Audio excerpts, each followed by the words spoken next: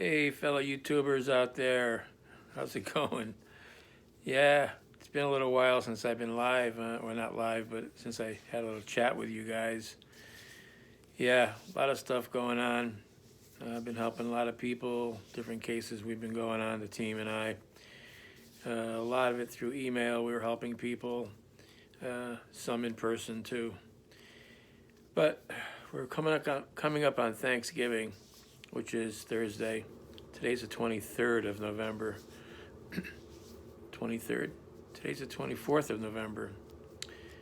Tomorrow's the 25th, and Thanksgiving's the 26th of November. And I've been thinking about what I've been thankful for and what I hope you guys are thankful for too. Well, first of all, I'm thankful that I have a place to live, a wonderful place in Connecticut. You know, when I was growing up, I grew up in a little suburb in Bloomfield, Connecticut. And my father worked really hard on construction. We were really like a middle class to lower middle class family. We really didn't have a lot of extra money, but my father worked on construction. He owned a small construction company. And people hear that, they think, wow, the guy's loaded. It was him and two guys. And he called it A. Spera and Son. Antonio Spera and Son, after his father. His father's name was Antonio. That's my name. And it was an Italian household. And we were in a strict family. My mom and my dad were both kind of strict with my brother and me. I remember after school, I'd have to cut the lawn, trim the trees, weed around everything, trim the big hedges that went all around the property. It was just a massive undertaking. I was busy every day during the spring and summer doing garden work and yard work. But what am I thankful for? I'm thankful for the fact that I'm still alive, that I'm relatively healthy as far as I know, and that I've been able to reap the rewards of the legacy of Ed and Lorraine Warren. I worked with Ed and Lorraine for years and years. Actually, I met him in 1979, but have been working with them since the mid-'80s, doing lectures with them, helping them with their presentations, going on cases, picking Ed's brain, Lorraine's brain, learning all I could about the paranormal realm. So I'm thankful for that, because what would I be doing if I wasn't doing this today? I don't know. I've done a lot of work, a lot of jobs, and a lot of jobs I hated. Now, a lot of you guys out there are working hard. You're trying to support your families, or you're going to school. You're going to go to college, which is wonderful. But here's something that you have to remember. Whatever job you do, be it in a grocery store, being it on a construction site, being public service, whatever it is, you do it the best you can and with the most enthusiasm that you can muster. A lot of times when I had those jobs, I didn't do that. I was laid off from several jobs, fired from a few, but I learned the hard way that you have to love what you're doing, because if you don't love it, it's never going to be successful. So you have to find something that you love to do, and I really implore you guys out there to seek out something that you love to do, something you're good at. You know, if you're good at writing, you should write. If you're good at singing, you should sing. Now, I'm not saying you can make a living off it right away, but you should do your passion. Whatever your passion is, do it. It'll pay off in spades later. Ed used to tell me that. He used to say, find a need and fill it. If people have a need for learning about the paranormal and you're there to fill it up with knowledge, do it. And that's what I live by. The fact that I'm here today, it's no accident that I'm here today. God wants me to be here. You know, I lost every member of my family when I was young. My mom when she was 45 and I was 17. And I lost my brother when he was only 27 and I was 23, and he was my hero. And I lost my dad when he was 66 and I was 35. So by the age of 35, I had lost every member of my family. Now, I know there's people out there that's had worse outcomes than me, but it was very difficult since age 17, never having a Thanksgiving with my mom. Since the age of 23, never having a holiday with my mom or my brother ever again. And then when I turned 35, no immediate member of my family alive. It hurt. But what did I do? I kept moving forward anyway. Sure, there were times when I felt depressed and sad and asked, why me? Why did I have to lose my mom so young? Why did I have to lose my brother so young? I'll know those answers when I die. But before I die, I want to help people. I want to help people as much as I can to understand this realm that we live in, this world that we live in. In all the years I've been alive, I've finally realized that, well, there's a lot of things I've realized. One is that you can't please everybody. So, like that old song by Rick Nelson, The Garden Party, you can't please everyone, so you got to please yourself. Listen to that song. You can't please everyone, so you got to please yourself. If you know you're good, if you know that you're doing the right thing in life, that's all there is. That's all you need to worry about. Because there's always going to be the naysayers. There's always going to be the haters out there. There's always going to be the people that say you can't do it. If I listened to all the people that told me I couldn't do something, I'd be just down and out. You have to just keep forging ahead and knowing that God is on your side all the time. Of course, the devil's always tapping on your other shoulder, It's tempting you to do things that aren't right.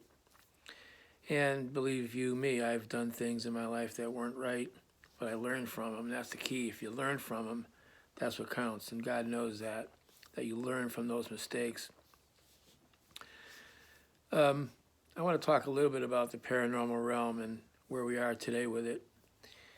The paranormal realm has actually exploded in recent years with the TV shows and movies. Conjuring 3 will be out in June of 2021, and I hope to have Judy and I appear at the premiere of it in Los Angeles. But why? Why is the paranormal realm so popular? You want to know why? Because people are always enthused and intrigued by the unknown. Like if there's a door in front of you, you always want to know what's behind it. You always want to learn more. You want to see what's behind that hidden door, what that hidden treasure might be. I'm here to say that the paranormal realm is a real realm. God is real, the devil's real. And the path you follow is up to you. Ed used to tell me that all the time. He used to say, he used to say to me too, he used to say, you want to be an eagle, fly with the eagles. You want to be a turkey, hang around with turkeys. So kind of remember that, especially you young folks out there that are highly impressionable. Things that you think are cool, in 20 years you're not going to think are so cool. I learned that. I thought things were cool. Being a wise guy was cool when I was a kid. It's not so cool. It's stupid. But these are things you'll learn when you're a wise guy like me, like I was. And I learned things from that.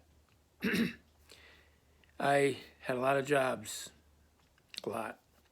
My first job was working at a place called Grand Union, which was a grocery store when I was 17 years old. And I worked with a young man. His name was Bill. He was a funny guy. He's a good guy. And we did a lot of crazy things in that store together. I remember leaving. It was a union job. It was the Amalgamated Meat Cutters Union I belonged to. And guess how much money I made per hour? I made $1.62 an hour. $1.62 an hour when I was 17. But remember, that was 1966, 67.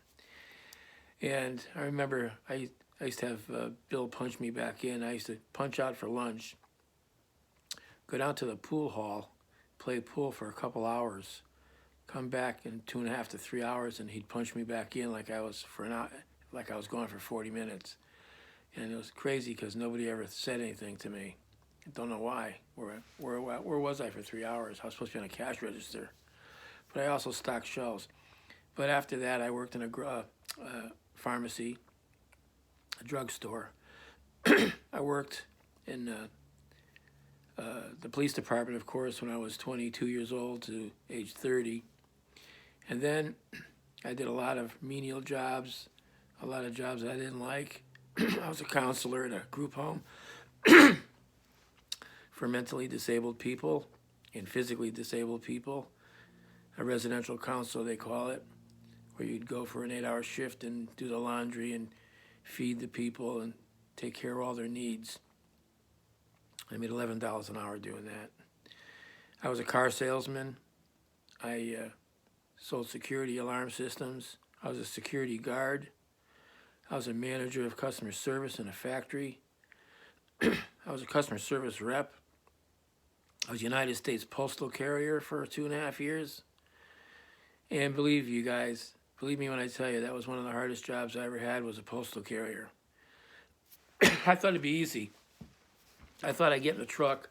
I thought the mail would be already there in the truck, and I would just drive around and drop it in the mailbox. That's not how it works. I used to have to sort the mail. They call it casing the mail. That would take, for me, because I was new, it would take me 2.5 hours sometimes to do. And then, but you're on a schedule. You had to be back by a certain time. And I always got the walking routes because I was a fill-in. So the walking routes were in a town that had a lot of hills. And I used to have to walk up and down these hills with sometimes a 20-pound bag of mail. In the summertime, 100 degrees. I remember one time I must have drank about 12 and 13, 16 to 20-ounce bottles of water, and I was still thirsty. I was just a ball of sweat. And at one point, I know I had heat exhaustion because I got back in the truck and I stopped sweating immediately. And I'm a sweater. I got into the truck and I started to get chills. And I stopped sweating and I felt really bad.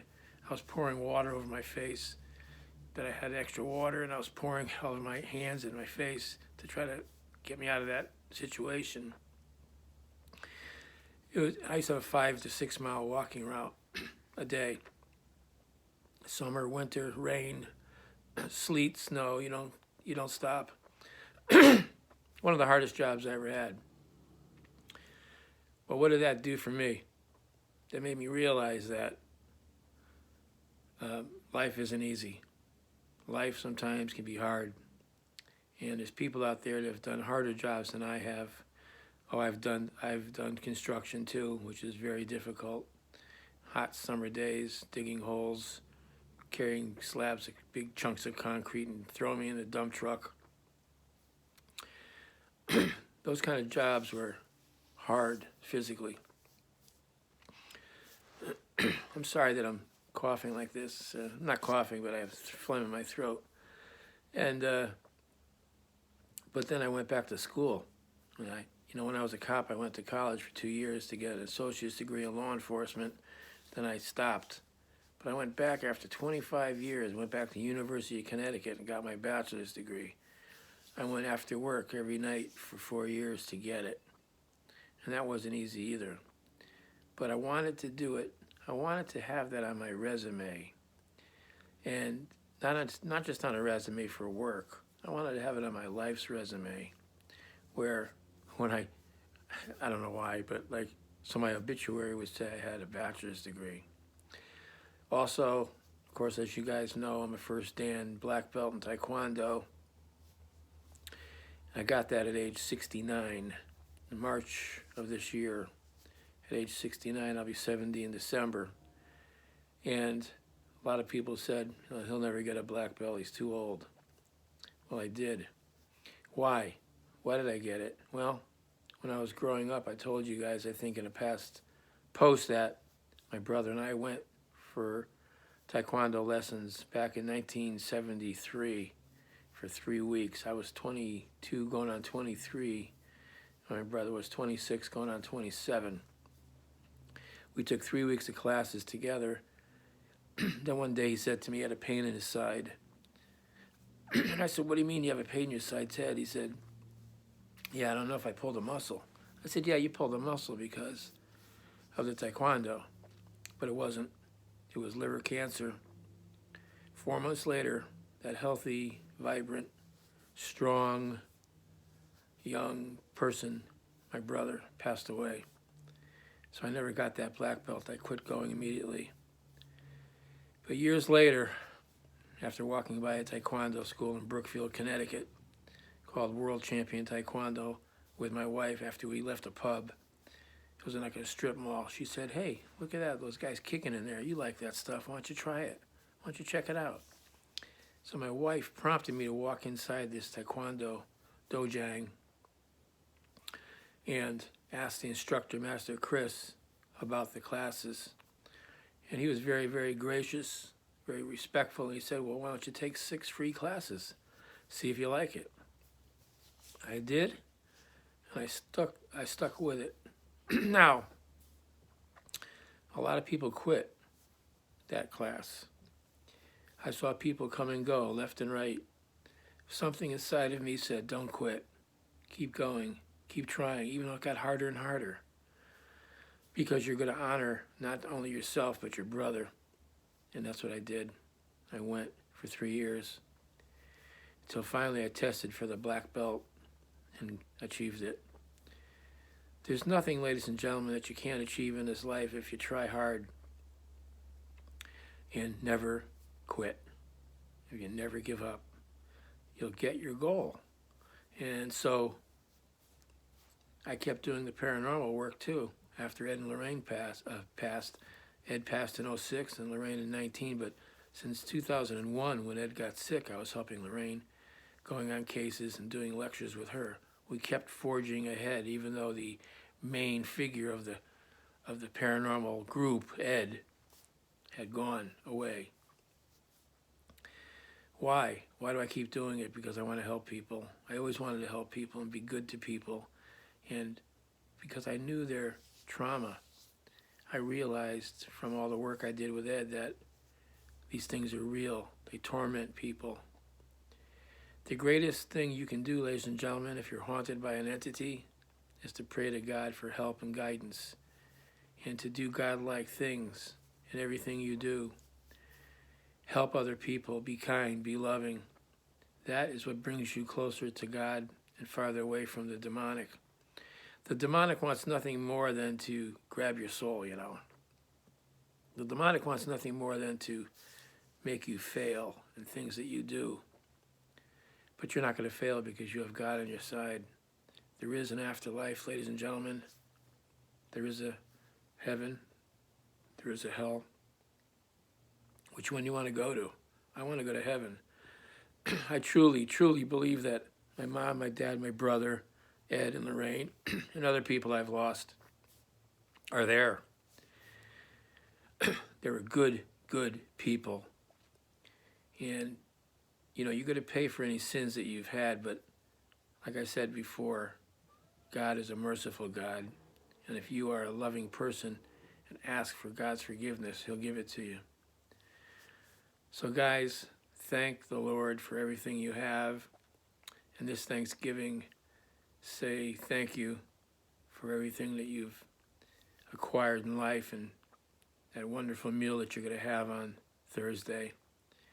You know, there are many, many young people and elderly people that aren't going to have a meal. And that hurts. That hurts me. I try to give as much as I can. I try to be as generous as I can. I'll never pass a homeless person on the street without giving him a few bucks. Whatever I have in my pocket, I'll give it to him. And I don't care what he does with it.